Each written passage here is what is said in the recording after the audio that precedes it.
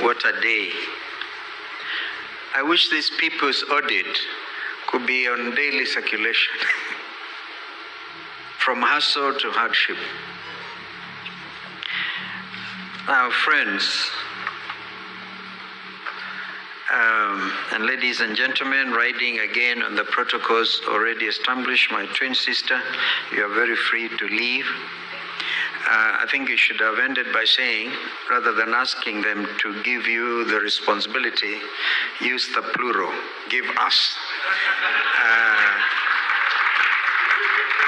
Because we are a team.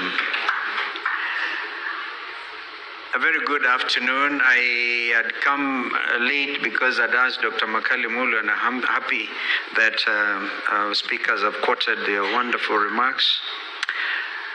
Allow me to place some of these things on record because I consider this so historic, so important, that indeed it is an occasion for both celebration of a combination, as we heard from Brian, of imagination and bravery. Let me begin by thanking Tisha and the Okoa Uchumi campaign. I don't blame Mother. We were in Okoa, Kenya together. We continue to go Okoa, Kenya, but this time we are changing tact. It is liberation time. It is Ukombozi time. We're going beyond Kuokoa to Kukombora. And all the partners, including our development partners, who have made it today possible. Your presence here speaks to the weight of this moment for our country. I also want to appreciate the speakers who have guided us through the key issues raised in this report. Kalonzo, again, you're there to receive it on me. I can't wait to get a copy and go through it.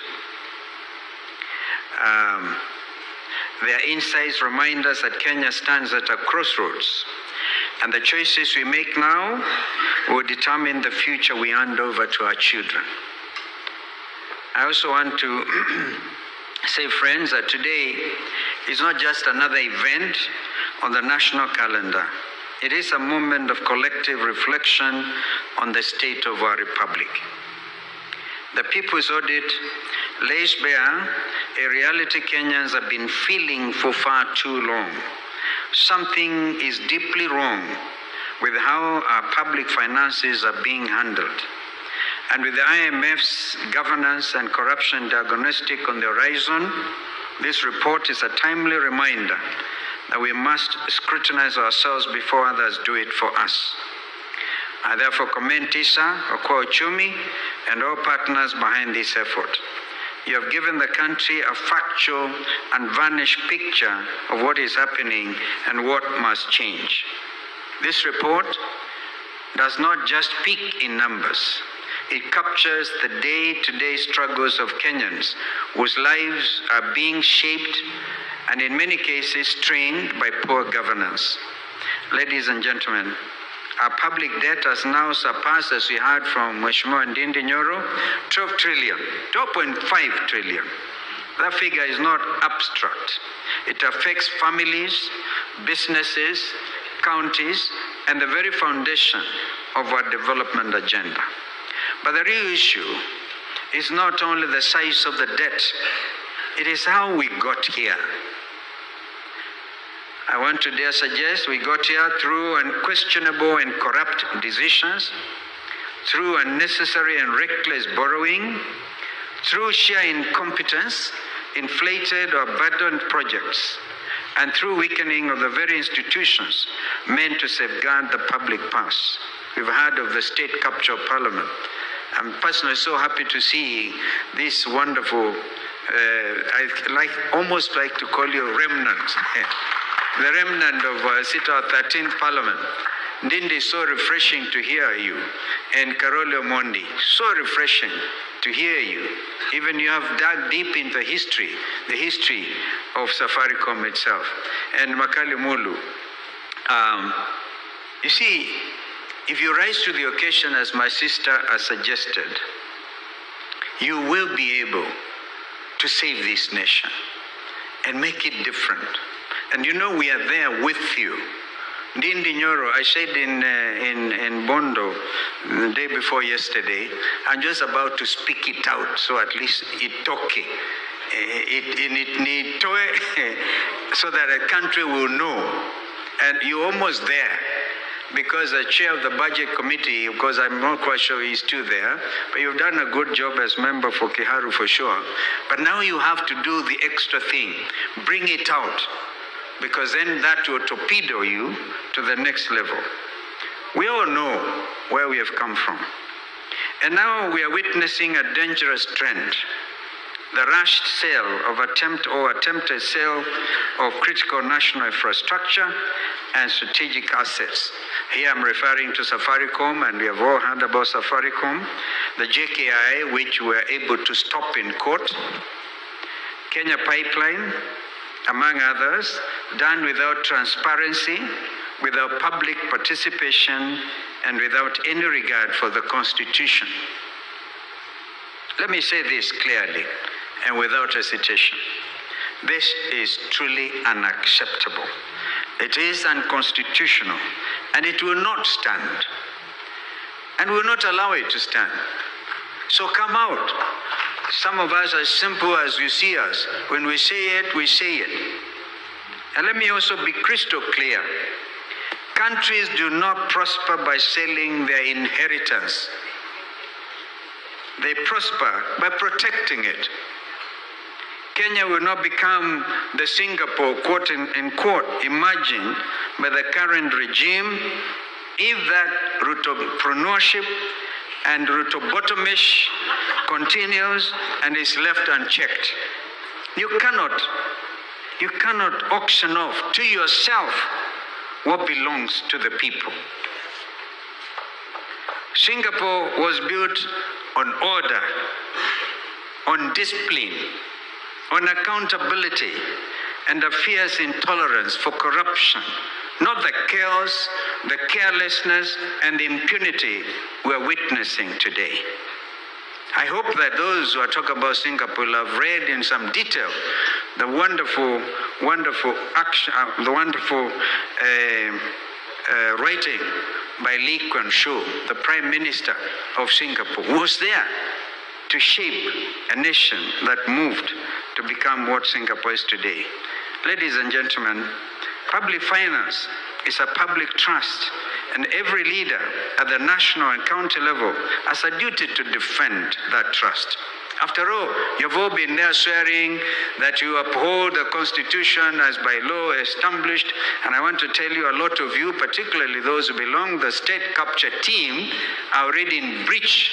In fact, it is perjury in law. Perjury. Swearing to stuff you don't believe in. This culture of budgeting with corruption already baked into the process clearly must end. And now we have heard from Ndindi Nyoro, apart from the budget, they want now to do it outside the budget so they can now compound the stealing, the thieving. And it will end. And those who have turned budgeting into a personal enrichment scheme will be held to account. That I can promise you in the next administration. We must also push back against the shrinking of civic space. A confident government listens to its people. It does not intimidate them.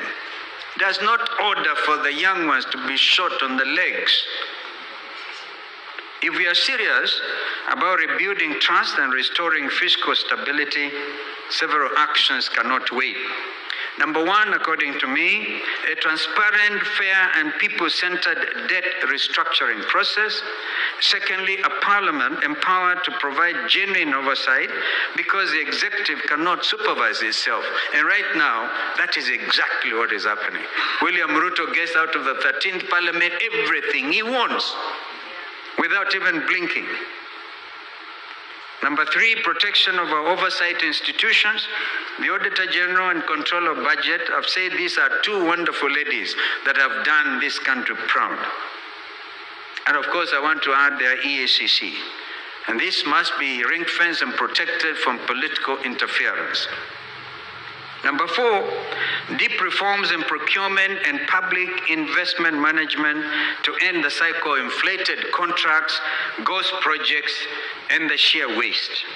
And fifthly, a credible, transparent approach to privatization, one that respects public interest, not a hurried disposal of national assets. These steps are not about politics. They're about Kenya's survival. And with regard to the big problem with the Safaricom, you know, there are times that some of us are also now dealing with Safaricom being used as an institution that was oppressing Kenyans.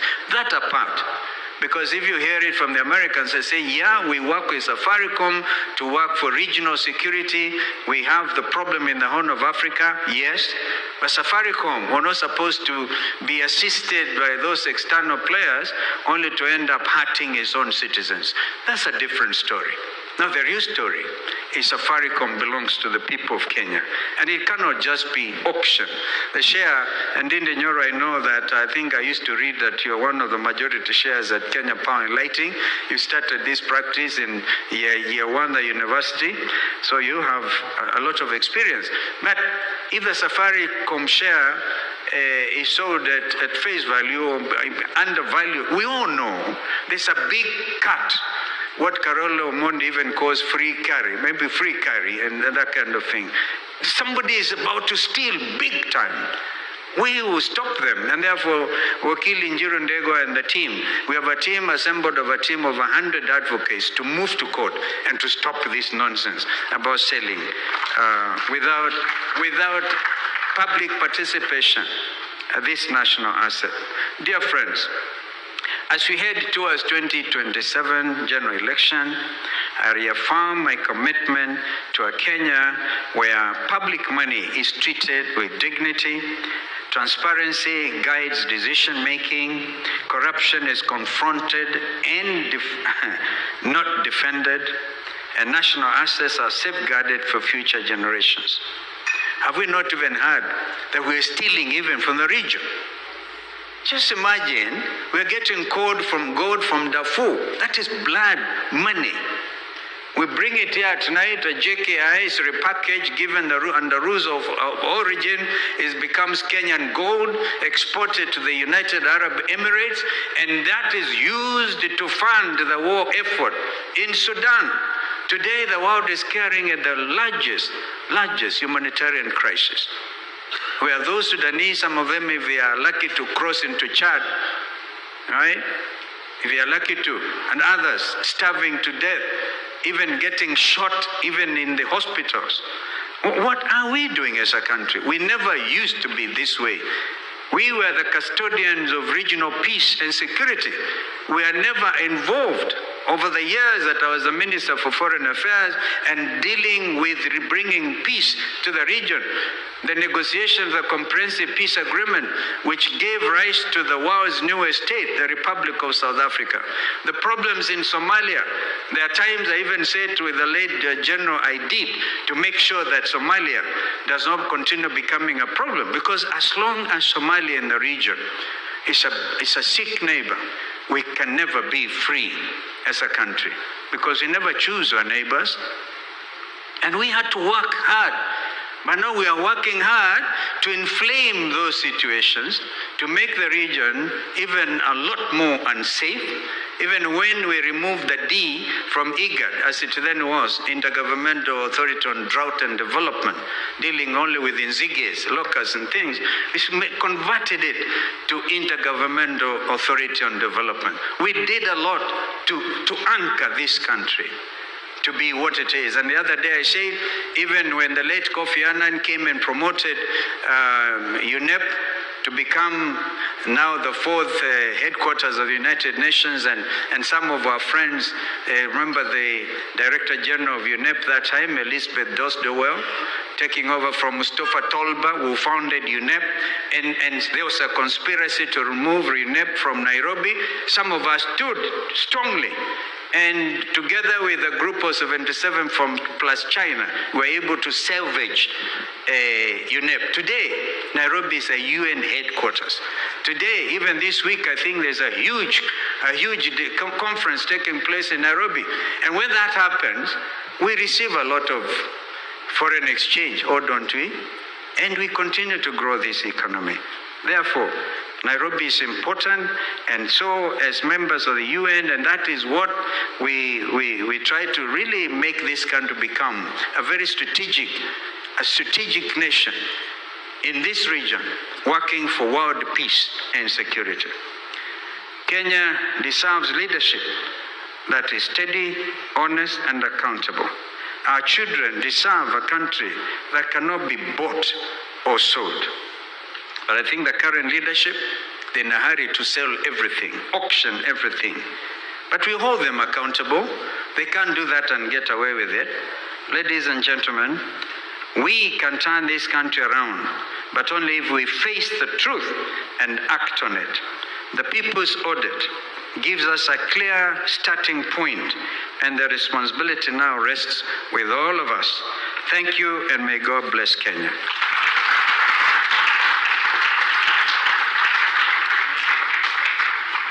I'm going to invite Sheila to also come and pass the report to Honorable Kalonzo Musyoka before he steps down, just as we are done with the rest of those who were here earlier.